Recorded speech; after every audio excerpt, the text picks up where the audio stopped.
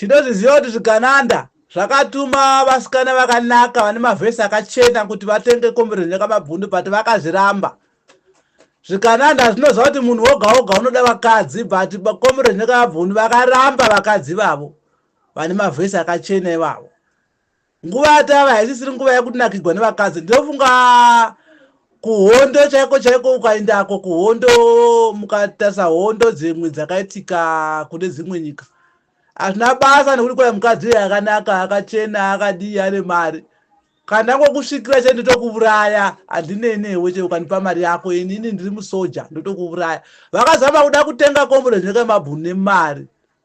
Handitika vazama kutenga kombiredzi vageza vakaramba. Ini monipa mari ndagara ndine mari dzangu handine mari dzenyu. Vakaramba nekombiredzi nekamabhunu na kombiredzi vana vageza vakaramba kutengwa nemari. Handitika saka vakatengerwa mafoni. Vakatengerwa mafoni ava vari kuzama kunyora zvinhu zvenhema. Comrade Geza vavharigwa. Baba nekamabhunu vavharigwa.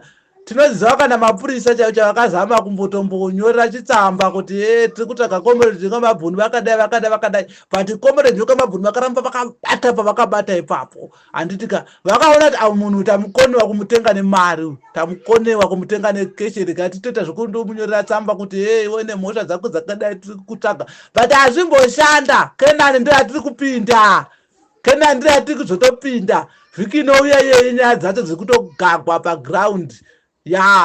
Tiri kuzotonorova mapenauti ndee tiri kutowina, tiri kutonogohwa penauti, tiri kutonogohwa iyi. Hapana tongwe nemupengo isu hatongwe nebenzi. Nyika yedu ingatongwa nebenzi?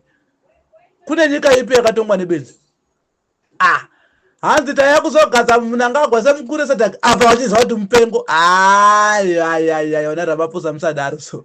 Vanhu vesadhaki musadaro mungaya kuzogadza mupengo. Dengasirona Bageza taizoziva kuti munopenga here. Taingoona achitaura zvinyaudzi singu zvake zvimadimikira zvitsumo zvake tikafunga kuti pamwe munhu wokungotaura izvo kana kutomhanya bani. Maprofita eZimbabwe vazvikonewa izvo vazvikonewa izvo zvezvipoko. Zvipoko kazvikumukira dhamanu ya kupenga kwezvipoko akaura vanhu vakawandisa munhu uyu mani uyu hana kana style munhu.